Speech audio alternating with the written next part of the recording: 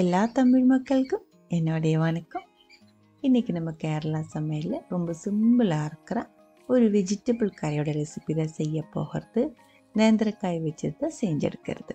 இதுக்கு இங்கே காய்கறி, நேந்திரக்காய் கறி, பச்சை காய்கறி அந்த மாதிரியெல்லாம் சொல்லுவோம். சாதம் கூட பர்ஃபெக்டாக மேட்ச் ஆகிற இந்த ஒரு சிம்பிள் கறி எப்படி செய்யலான்னு பார்த்துட்டு வரலாம். அதுக்காக 2 சின்ன சைஸ் நேந்திரக்காய் எடுத்துருக்கு. பெருசாக இருக்குது அப்படின்னா 1 போதும். நேந்திரக்காய் இல்லை அப்படின்னா பச்சைக்காய் எதாக இருந்தாலும் போதும். நேந்திரக்காயே வேணும்ன்ட்டு இல்லை. தோல் ஃபுல்லாக எடுக்க வேண்டியதில்லை. இதே மாதிரி அங்கேயும் இங்கேயும் கொஞ்சம் தோல் எடுத்து விடுறதா நல்லாயிருக்கும். உங்களுக்கு தோல் சுத்தமாக பிடிக்கல அப்படின்னா ஃபுல்லாக கூட எடுத்துக்கலாம். இதே மாதிரி கொஞ்சம் சின்ன பீஸாக கட் பண்ணி ஒரு பாத்திரத்தில் மாற்றிக்கோங்க. காரத்துக்கு தகுந்த மாதிரி 3-4 பச்சை மிளகா கட் பண்ணி சேர்த்துருக்கு. 1/2 டீஸ்பூன் அளவுக்கு மஞ்சத்தூள், 1/2 டீஸ்பூன் அளவுக்கு மிளகாய் பவுடர், கொஞ்சமாக உப்பு. வேகிறதுக்கான தண்ணி மட்டும் ஊற்றிடலாம். நான் இப்போ ஓப்பன் வெசலில் சட்டியில் தான் வேக வைக்கிறேன். குக்கரில் இருந்தால் நீங்கள் ஊற்றுற தண்ணியோட அளவு கம்மி பண்ணிக்கோங்க. நான் இப்போது ஓப்பன் பண்ணி வேக வைக்கிறதுனால 1.5 கப் அளவுக்கு ஊற்றியிருக்கு. குக்கராக இருந்தால் 1 கப் அளவுக்கு தண்ணியில் 2 விசில் இல்லை 3 விசில் மேக்ஸிமம் போதும். இப்போ நம்ம இது வேக வச்சுக்கலாம். நல்லா வேகட்டும். அதுக்குள்ளே அரைக்கிறதுக்காக 3/4 கப் அளவுக்கு துருவன தேங்காய், 4-5 சின்ன வெங்காயம் சேர்த்துக்கோங்க. வெங்காயம் உங்களுக்கு பிடிக்கல அப்படின்னா சேர்க்காமையும் செஞ்செடுத்துக்கலாம். 1/4 டீஸ்பூன் அளவுக்கு சீரகம். இது எல்லாமே சேர்த்து தேவையான அளவுக்கு தண்ணி ஊற்றி இதே மாதிரி நல்லா ஃபைனாக அரைச்சி எடுத்துக்கோங்க. அது அங்கே இருக்கட்டும். இதுக்குள்ளே சேர்க்கறதுக்கு 1 கப் அளவுக்கு மீடியம் புளிப்பில் இருக்கிற தயிர், ஃப்ரெஷ்ஷாக இருக்கிற கட்டியாக இருக்கிற தயிர் தண்ணி ஊற்றாமல் பிளெண்ட் பண்ணி எடுத்து வச்சுக்கோங்க. அதுக்குள்ளே பாருங்கள், நம்மளோட நேந்திரக்காயை வெந்திருக்கு. நீங்கள் இதே மாதிரி ஓப்பன் வெசலில் தான் வேக வைக்கிற அப்படின்னு தண்ணி வற்றி போகாமல் பார்த்துக்கோங்க. தண்ணி ரொம்ப அதிகமாக இருக்குது அப்படின்னா அதுக்கு தகுந்த மாதிரி கொஞ்சம் தண்ணி வத்துற வரைக்கும் வெயிட் பண்ணணும்.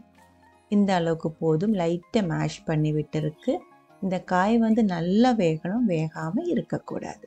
நல்லா வெந்து லைட்டாக மேஷ் பண்ணதுக்கப்புறம் நம்ம அரைச்சி எடுத்து வச்சுருக்கிற தேங்காயோட மிக்ஸ் அதுக்குள்ளே சேர்த்துக்கோங்க.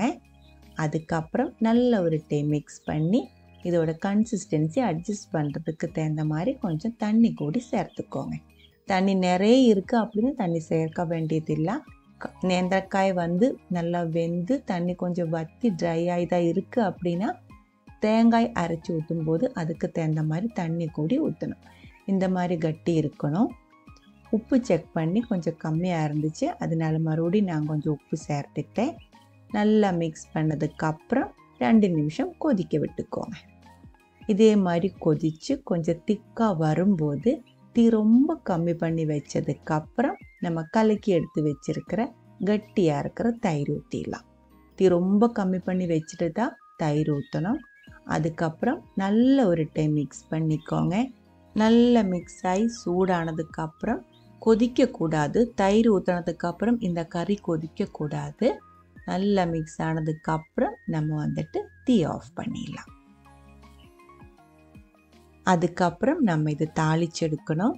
2 டேபிள் ஸ்பூன் அளவுக்கு தேங்காய் எண்ணெய் ஊற்றியிருக்கு. 1 டீஸ்பூன் அளவுக்கு சீரகம், ஒரு 4 இல்லை 5 சின்ன வெங்காயம் சின்னதாக கட் பண்ணி சேர்த்து வறுத்துருக்கு.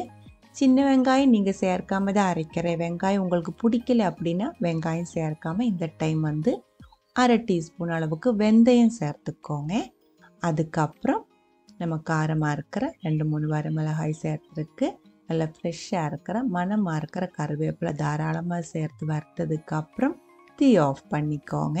அதுக்கப்புறம் அந்த சூடாக இருக்கிற எண்ணெய் இருக்கு இல்லைங்களா, அதுக்குள்ளே 1/4 டீஸ்பூன் அளவுக்கு ரெட் சில்லி பவுடர், காஷ்மீரி மிளகாய் பவுடரே சேர்த்துக்கோங்க. ஒரு நல்ல ஒரு ரெட் கலர் கிடைக்கிறதுக்காக தான். நல்லா மிக்ஸ் ஆனதுக்கப்புறம் கறிக்குள்ளே ஊற்றிடலாம். அதுக்கப்புறம் நல்லா மிக்ஸ் பண்ணிக்கோங்க. ரொம்ப சிம்பிளாக இருக்கிற டேஸ்டியாக இருக்கிற பச்சை காய்கறி, நேந்திரக்காய் கறி ரெடியாக இருக்குது. சாதம் கூட ரொம்ப பர்ஃபெக்டாக மேட்ச் ஆகும். கண்டிப்பாக ட்ரை பண்ணி பாருங்கள். அதுக்கப்புறம் உங்களோட கமெண்ட்ஸ் எல்லாம் சொல்லிவிடுங்க. இந்த சமையல் பிடிக்கிற ஃப்ரெண்ட்ஸுக்கு மறக்காமல் ஷேர் பண்ணி விட்டுக்கோங்க. அடுத்த ஒரு வீடியோவில் நம்ம உடனே பார்க்கலாம். அது வரைக்கும் வணக்கம்.